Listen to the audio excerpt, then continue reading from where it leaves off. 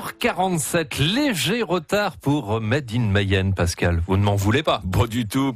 Et d'ailleurs, ça nous a permis de prendre un petit café avant cet entretien. Frédéric Joe, bonjour. Bonjour. Vous avez 50 ans, vous êtes à la tête de l'entreprise Desaigne, au Hors, dans le Nord Mayenne, entreprise spécialisée dans l'installation électrique. Alors nous allons bien sûr y revenir. J'aimerais quand même débuter cet entretien par l'histoire de cette entreprise, puisque l'aventure a quand même débuté en 1920. Tout à fait. À l'origine de l'histoire, c'est l'arrière-grand-père de Seigne, un charron forgeron, qui, bien entendu, pour arrondir ses fins de mois, a commencé à faire de l'électricité. Voilà. Après la suite de l'histoire, plusieurs générations sont passées. Georges et son épouse Thérèse. Après est venu Jackie. Je suis pas un membre de la famille. Moi, j'ai racheté l'entreprise en 2009. Et effectivement, on pourrait considérer que je suis la 4e génération de cœur, au moins en tous les cas. Alors c'est vrai que c'est une entreprise entre aujourd'hui et puis 1920 qui s'est quand même développée. L'entreprise de Desaigne Cohort, c'est une 40aine de salariés. Tout à fait. Ouais. Qu'est-ce qu'elle fait exactement ? L'entreprise de Desaigne, si on pouvait la qualifier, c'est la solution à vos énergies. Je dirais que c'est trouver tous les remèdes à tout un problème d'installation électrique pour tous nos clients. Spécialisé quand même sur l'électricité, l'installation électrique. Voilà, l'entreprise Desaigne est spécialisée dans l'installation électrique. Aussi bien pour les particuliers que pour les entreprises, que pour les communes par exemple ? Alors je dirais que c'est essentiellement pour les industriels, le tertiaire et les communes. Et un petit peu les particuliers, effectivement. Ouais. Ce qui veut dire que lorsqu'une commune parle de nouveaux aménagements, de nouveaux lotissements, vous avez plutôt le sourire, ça donne du travail à vos équipes ?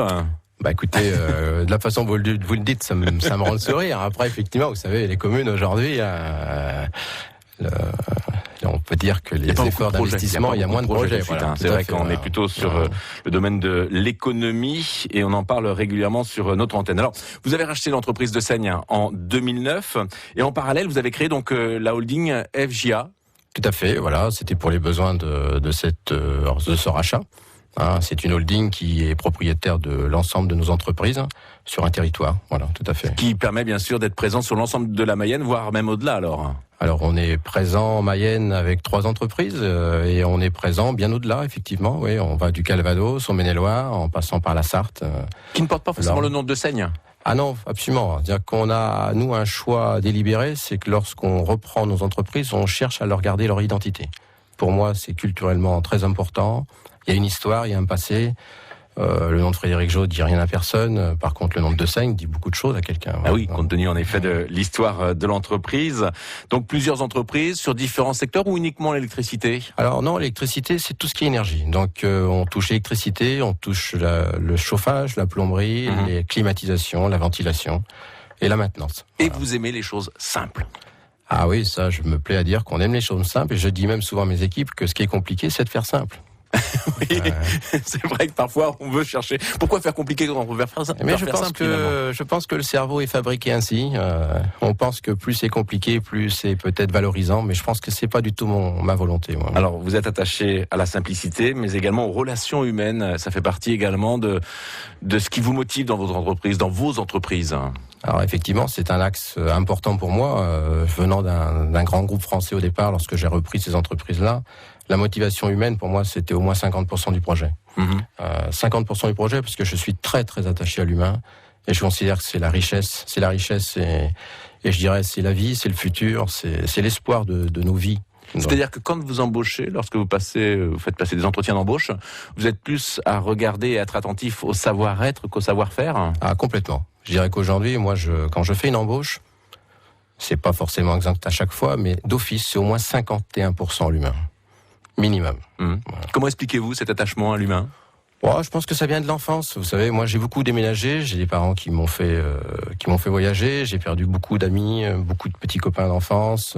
Donc, je suis très, très attaché et très affectif. Voilà. Frédéric Joe, vous êtes donc à la tête de l'entreprise Desaigne dans le nord du département, de la holding également FJA. On va continuer bien sûr à parler de votre parcours parce que vous n'êtes peut-être pas mayennais. Vous allez nous expliquer tout cela tout de suite. C'est dans 1 minute, il est 8h52. Agenda, économie, vie quotidienne, politique, sport.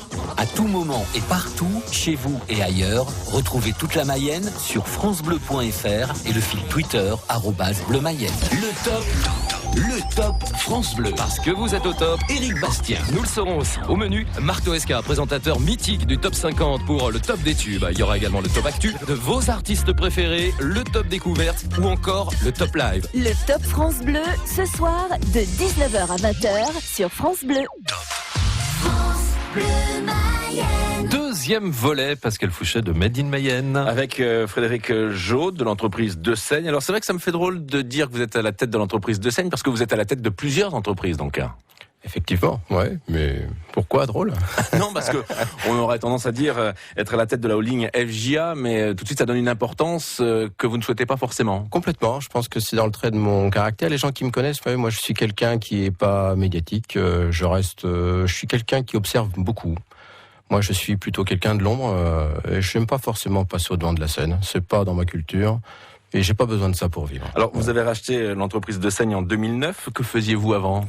Alors avant, je travaillais dans un grand groupe français, je vais le nommer, Eiffage, parce que Eiffage m'a appris beaucoup de choses, et j'en suis très reconnaissant. Alors après, pourquoi on part après 20 ans d'un grand groupe français ? C'est parce que effectivement, il y a des valeurs pour lesquelles on s'y retrouve plus, et comme je suis quelqu'un de fidèle, je considère que lorsqu'on s'y retrouve plus, on doit partir. On doit partir pour aller vivre sa propre vie, vivre sa propre indépendance. C'est pas sans risque. Hein. Bien sûr que c'est pas sans risque, mais vous savez, aujourd'hui, on peut mourir à tout moment au coin d'une rue sans le savoir avant. Donc aujourd'hui, à la limite, en prenant les rênes d'une entreprise, on sait à quoi on s'expose. Et puis je pense que le challenge humain, encore une fois, c'est exceptionnel, même si on a des déceptions dans les humains. Et avant 2009, vous étiez en Mayenne ?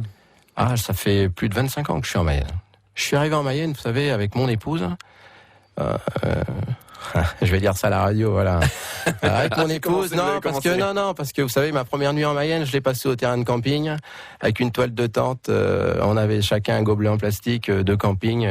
En se regardant, en se disant qu'est-ce qu'on fait là ? Et voilà, et on avait quelques francs en poche. Et puis, vous savez, c'est pour ça que la vie, je considère que la vie doit être on doit la vivre très simplement, et on doit rester ce qu'on est, et jamais oublier ce qu'on est. Voilà. Et donc, ça fait plus de 20 ans que vous êtes en Mayenne.